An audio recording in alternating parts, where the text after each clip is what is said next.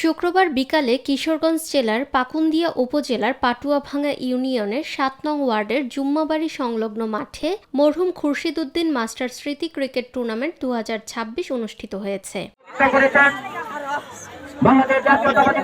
উপজেলার পাটুয়াভাঙ্গা ইউনিয়নের ৭ নং ওয়ার্ড বিএনপি সভাপতি মোহাম্মদ ওমর ফারুকের সভাপতিত্বে খেলায় প্রধান অতিথি হিসেবে উপস্থিত ছিলেন ৭ নং ওয়ার্ড বিএনপির সাধারণ সম্পাদক মোহাম্মদ সুমন মিয়া। বিশেষ অতিথি হিসেবে উপস্থিত ছিলেন ৭ নং বিএনপির সাংগঠনিক সম্পাদক মোহাম্মদ শহীদুল ইসলাম, সাধারণ সম্পাদক নুরুল্লাহ সহ আরো অনেকে।